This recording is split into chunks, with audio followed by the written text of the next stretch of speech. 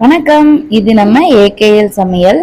இன்னைக்கு பாசிப்பருப்பு வச்சு சப்பாத்திக்கு சூப்பரா ஒரு சைட் டிஷ் எப்படி 5 நிமிஷத்துல ரெடி பண்ணலாம் அப்படின்னு சொல்லி இந்த வீடியோல பார்த்துடலாம்.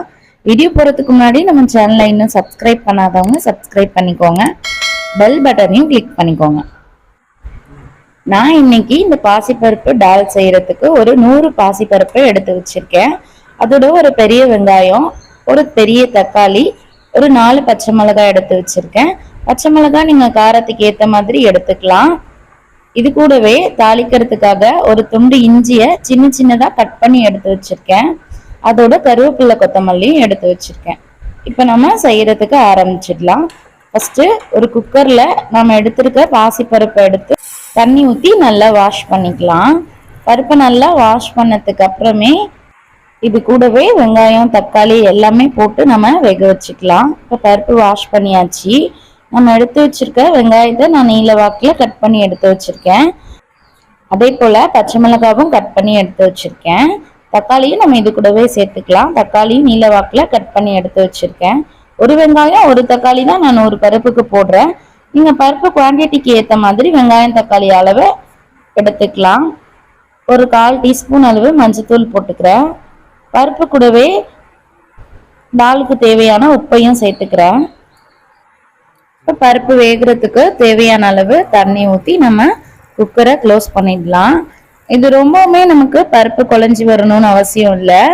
அதனால தண்ணி சேர்த்துட்டு நம்ம குக்கர் ஒரு விசில் வச்சாலே போதுமானது.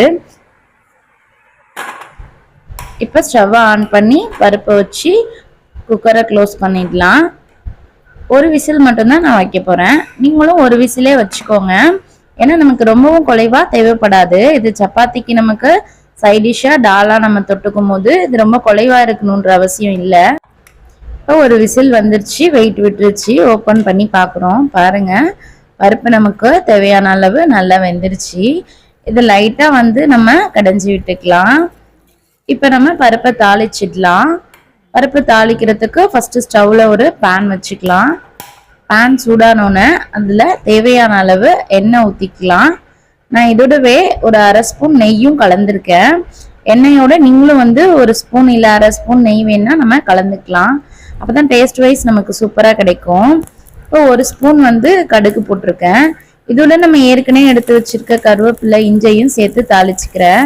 இது எல்லாமே ஒரு 2 நிமிஷம் போல நல்ல எண்ணெயில வதங்கட்டும். அதுக்கப்புறம் நம்ம கடைஞ்சி வச்சிருக்க பருப்பை இது கூட சேர்த்துக்கலாம். இப்போ இஞ்சிலாம் நல்லாவே எண்ணெயில பொரிஞ்சிருச்சு. இப்போ நம்ம ஏற்கனவே கடைஞ்சி வச்சிருக்க பருப்பை இது கூட சேர்த்துக்கலாம். பருப்பை எல்லாத்தையும் சேர்த்துட்டு சிம்ல வச்சுக்கோங்க, இல்லைன்னா உடனே சடனா அடி பிடிச்சிரும். இப்போ நம்ம பருப்பை எல்லாத்தையும் சேர்த்து எண்ணெயோட கிண்டி விட்டுடலாம். பருப்பு வேக வச்ச குக்கர்லயே ஒரு 1/4 டம்ளர் அளவு தண்ணி எடுத்து நம்ம கலந்து இதோட சேர்த்துக்கலாம். அவ்வளவுதான். இதுக்கு மேல நம்ம தண்ணி சேர்க்கணும்னு அவசியம் இல்லை. நம்ம திக்கா தான் செய்ய போறோம் டாலு. இது எல்லாத்தையும் நல்லா கலந்து விட்டு ஒரு 2 நிமிஷம் போல நல்லா கொதிக்க விட்டுடலாம். நம்ம உப்பெல்லாம் ஏற்கனவே ஆட் பண்ணிட்டோம். ஸோ இப்போ ஸ்டவ்வை ஆஃப் பண்ணிட்டு நம்ம கொத்தமல்லி தூவிக்கலாம். அவ்வளவுதான். பாருங்க, சூப்பரான டால் நமக்கு ரெடி ஆயிடுச்சு. கண்டிப்பா சப்பாத்திக்கு எப்பயும் செய்யற சைட் டிஷ் விட இது ரொம்ப டிஃப்ரெண்டா சூப்பராகவே இருக்கும். ட்ரை பண்ணி பாருங்க. அதுல இருக்கிற இஞ்சிலாம் நான் இந்த பருப்போடு சேர்த்து நம்ம சாப்பிடும் போது உண்மையாவே டேஸ்ட் வைஸ் சூப்பரா இருக்கும். கண்டிப்பா உங்களுக்கு இந்த வீடியோ பிடிச்சிருக்கும்னு நினைக்கிறேன். இதே போல பருப்பு வச்சு நீங்களும் சப்பாத்திக்கு சைட் டிஷ் 5 நிமிஷத்துல ரெடி பண்ணி அசத்துங்க. டேஸ்ட் வைஸ் எப்படி இருந்துச்சு அப்படின்னு சொல்லி நமக்கு கமெண்ட் பாக்ஸ்ல நீங்க கமெண்ட் பண்ணுங்க. நம்ம சேனலை தொடர்ந்து வாட்ச் பண்ணுங்க, லைக் பண்ணுங்க, ஷேர் பண்ணுங்க, சப்ஸ்கிரைப் பண்ணுங்க. தேங்க்யூ.